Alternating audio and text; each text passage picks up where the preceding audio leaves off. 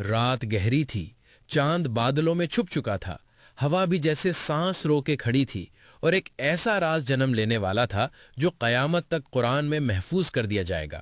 یہ کوئی فرضی کہانی نہیں، یہ کوئی دیو مالائی قصہ نہیں، یہ وہ واقعہ ہے جس کی وجہ سے قرآن مجید کی ایک پوری سورت کا نام رکھا گیا، سورۃ البقرہ۔ آج ہم اس حیران کن واقعے کو تفصیل سے سنیں گے۔ ایک قتل، ایک سازش، ایک معجزہ، اور ایک ایسی گائے جس کے ذبح ہونے نے مردے کو زندہ کر دیا۔ آخر ایسا کیوں ہوا؟ قاتل کون تھا؟ اور اللہ نے ایسا حکم کیوں دیا جو انسانی عقل سے بالا تر تھا؟ آئیے شروع کرتے ہیں۔ یہ وہ زمانہ تھا جب بنی اسرائیل صدیوں کی غلامی کے بعد مصر سے آزاد ہو چکے تھے۔ فرعون جس نے خدائی کا دعویٰ کیا تھا، دریائے نیل کی موجوں میں غرق ہو چکا تھا۔ اللہ تعالیٰ نے حضرت موسیٰ علیہ السلام کی قیادت میں بنی اسرائیل کو نجات عطا فرمائی۔ سمندر ان کے لیے پھٹ گیا، پتھر سے 12 چشمے جاری ہوئے، من و سلوہ اتارا گیا، بادلوں کا سایہ نصیب ہوا۔ مگر افسوس، معجزے دیکھنے کے باوجود ان کے دلوں میں اطاعت مضبوط نہ ہو سکی۔ وہ ہر حکم پر سوال کرتے، ہر بات میں حجت کرتے، ہر موقع پر بہانے بناتے۔ اسی قوم کے اندر ایک ایسا واقعہ پیش آیا جس نے قیامت تک کے انسانوں کے لیے سبق چھوڑ دیا۔ بنی اسرائیل کے ایک قبیلے میں ایک بوڑھا شخص رہتا تھا۔ عمر نے اس کی کمر جھکا دی تھی، ہاتھ کانپتے تھے، مگر اس کے خزانے جوان تھے۔ سونے سے بھرے صندوق، چاندی سے لدے اونٹ، مویشیوں کے ریوڑ، زرعی زمینیں۔ لوگ کہتے تھے کہ پورے قبیلے کی دولت جمع کی جائے تو بھی اس شخص کے برابر نہ ہو، مگر اس کی ایک ہی اولاد تھی، ایک بیٹی، اور اس دور کے رواج کے مطابق بیٹی کو وراثت نہیں ملتی تھی۔ اس کا قریبی مرد رشتہ دار اس کا بھتیجا تھا۔ بوڑھا اپنی بیٹی کی فکر میں رہتا۔ وہ چاہتا تھا کہ بھتیجا اس کی بیٹی سے نکاح کر لے تاکہ دولت بھی محفوظ رہے اور بیٹی بھی، مگر بھتیجے کے دل میں کچھ اور ہی چل رہا تھا۔ وہ بظاہر خدمت گزار تھا، چچا کے آگے جھکتا، لوگوں کے سامنے ادب سے بات کرتا، مگر دل میں دولت کی آگ جل رہی تھی۔ وہ سوچتا، یہ سونا کب میرا ہوگا، یہ زمینیں کب میرے نام ہوں گی۔ ایک رات اس نے فیصلہ کر لیا۔ رات خاموش تھی، سب سو رہے تھے، صرف ایک شخص جاگ رہا تھا، بھتیجا۔ چپکے سے چچا کے کمرے میں داخل ہوا اور ایک وار میں سب کچھ ختم کر دیا۔ لاش کو کندھے پر اٹھایا، دوسرے قبیلے کی حدود میں پھینک آیا تاکہ الزام ان پر آئے۔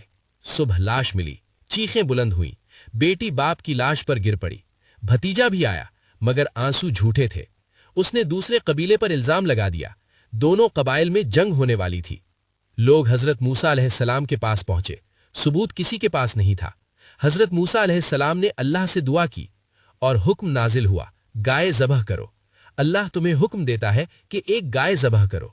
یہ سن کر بنی اسرائیل چونک گئے۔ انہوں نے سوال شروع کر دیے، کیسی گائے، کون سا رنگ، عمر کیا ہو، کوئی عیب تو نہ ہو؟ ہر سوال نے معاملہ مشکل کر دیا۔ آخر کار ایک مخصوص گائے ملی۔ یہ گائے ایک نیک لڑکے کے پاس تھی۔ وہ اپنے والد کا بے حد فرما بردار تھا۔ ایک بار ایک سوداگر قیمتی ہیرا بیچنے آیا۔ چابی والد کے سرہانے تھی۔ لڑکا باپ کو جگانا نہیں چاہتا تھا۔ سوداگر قیمت کم کرتا گیا، لڑکا انکار کرتا رہا۔ آخر سوداگر چلا گیا۔ اللہ نے اس فرما برداری کی برکت میں اسے وہ قیمتی گائے عطا کی۔ جب بنی اسرائیل گائے خریدنے آئے تو اس نے قیمت بڑھا دی۔ آخر کار گائے کے وزن کے برابر سونا دے کر خریدی گئی۔ گائے ذبح کی گئی۔ اللہ کا حکم آیا، اس کے گوشت کا ایک ٹکڑا مقتول کو مارو۔ سب سانس روکے کھڑے تھے۔ گوشت کا ٹکڑا لگایا گیا، لاش ہلی، آنکھیں کھل گئیں، وہ زندہ ہو گیا، اور اس نے کہا، مجھے میرے اپنے بھتیجے نے قتل کیا ہے۔ سچ ظاہر ہو چکا تھا۔ پھر وہ دوبارہ لیٹ گیا اور دنیا سے رخصت ہو گیا۔ یہ معجزہ صرف قاتل پکڑنے کے لیے نہیں تھا۔ اللہ چاہتا تو براہ راست نام بتا دیتا، مگر اللہ بنی اسرائیل کو دکھانا چاہتا تھا زندگی اور موت اس کے ہاتھ میں ہے، وہ مردوں کو زندہ کرنے پر قادر ہے۔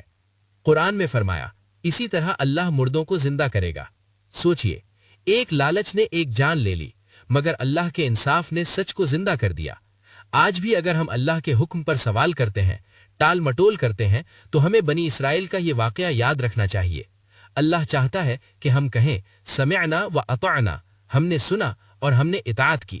اگر اس واقعے نے آپ کے دل کو چھوا ہے تو آج ہی اپنے دل میں نیت کریں کہ ہم اللہ کے حکم کے سامنے سر جھکا دیں گے، کیونکہ وہی زندگی دینے والا ہے، وہی انصاف کرنے والا ہے، اور وہی قیامت کے دن سب کو دوبارہ زندہ کرے گا۔ ویڈیو پسند آئی ہو تو لائک کریں، چینل کو سبسکرائب کریں اور شیئر کرنا نہ بھولیں۔ اللہ حافظ۔